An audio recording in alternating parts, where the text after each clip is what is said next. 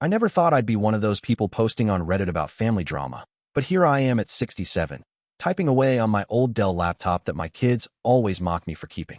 They say it's ancient technology, just like their dad, I suppose. For context, I've worked as a city maintenance worker for 45 years. Not glamorous by any means, but it put food on the table and kept the lights on.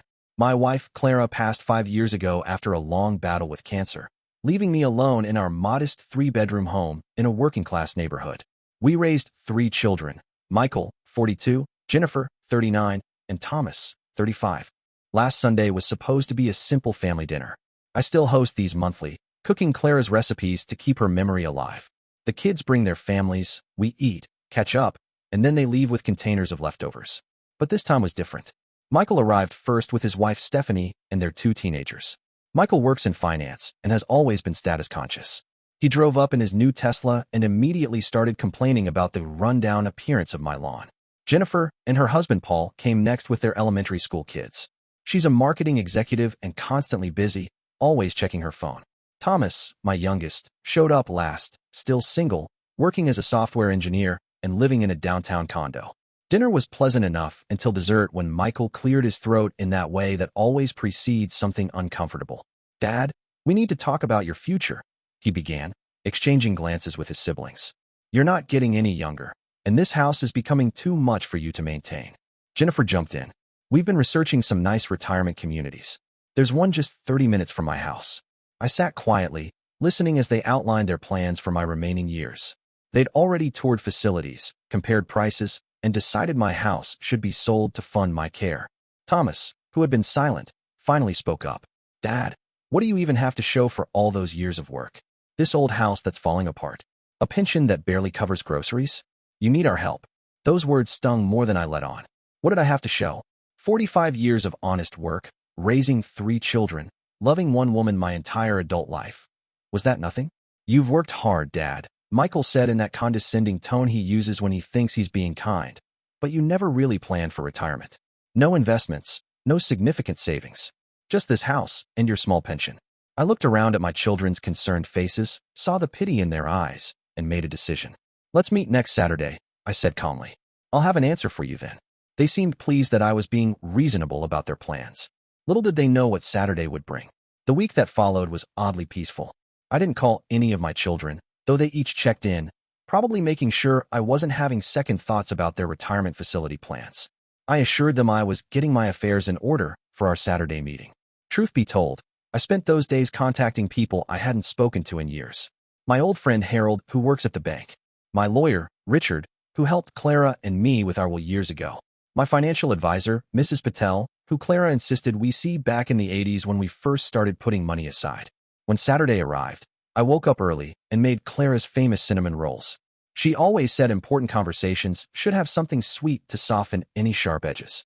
By noon, all 3 children had arrived, without their spouses or kids this time. They seemed eager but cautious, like vultures circling but not yet ready to land. "Before we start," I said, placing the rolls on the coffee table, "I'd like to show you something." I led them down to the basement, a place they rarely visited as adults.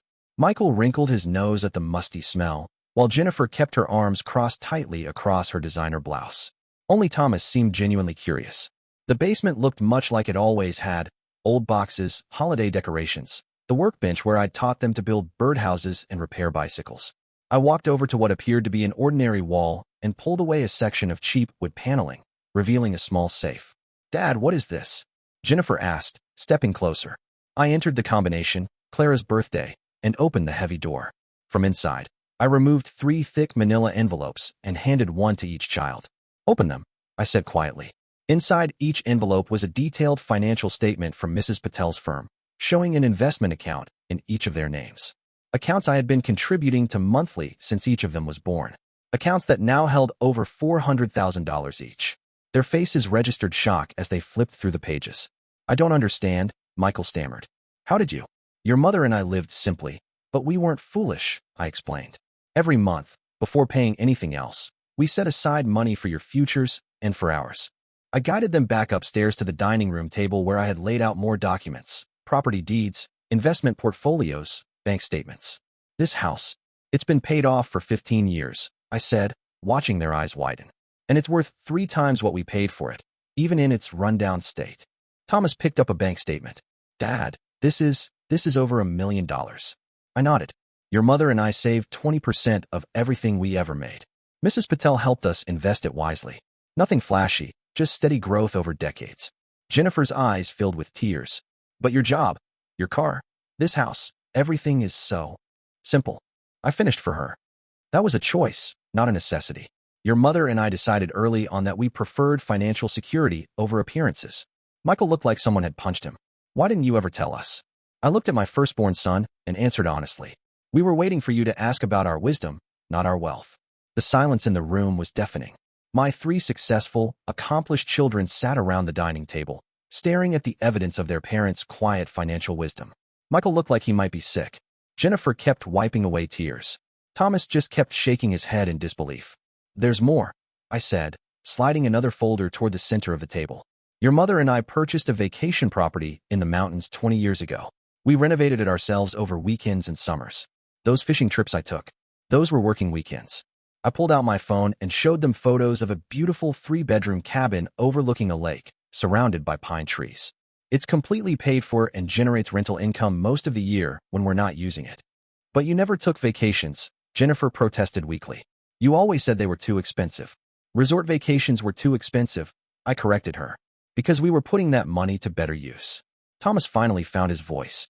All those times you wore the same clothes, drove that old truck, fixed things instead of replacing them. Choices, I repeated. Your mother and I watched our own parents struggle with debt and financial insecurity. We decided to live differently. Michael's face had turned an interesting shade of red. But you let us believe. You let me believe that I was more successful than you, that I needed to help you. I looked my eldest in the eye. Did I ever ask for your help, Michael? He swallowed hard and shook his head. I'm proud of what you've all accomplished, I continued. But somewhere along the way, you started equating expensive things with success. You began measuring people's worth, including mine, by the cars they drive and the clothes they wear. Jennifer pushed away the documents. Why show us this now? To humiliate us? No, I said firmly. To remind you of where you came from. Your mother and I taught you to work hard, live within your means, and save for the future. Somewhere along the way, you forgot those lessons. I reached for an old photo album and opened it to pictures of the 5 of us camping, building a treehouse, celebrating birthdays with homemade cakes. This is what I have to show for my 45 years of work. A family I love, memories that sustain me, and yes, financial security that I earned through consistency and patience. Thomas looked up. So you're not moving to that retirement facility? I laughed for the first time that afternoon. No, son. I'm perfectly capable of maintaining this house. And when I do need help someday, I won't need to sell my home to afford it. We talked for hours after that. Really talked, in ways we hadn't in years. They asked questions about their mother, about our financial decisions, about what we'd learned through the years. For the first time in a long while, they listened more than they spoke. Before they left, Michael approached me awkwardly. Dad, I'm sorry. I've been an arrogant fool. I hugged my son. You've been successful in your career, Michael. Now you just need to redefine what success means. That was 3 months ago. Things have changed. We still have our Sunday dinners, but now my children bring questions instead of assumptions. Thomas has started a savings plan modeled after mine. Jennifer has begun teaching her children about money in ways she never did before. Even Michael has shown interest in simplifying aspects of his life. As for me, I'm planning a family vacation to the cabin this summer. It's time they saw what their mother and I built together, one quiet, consistent decision at a time.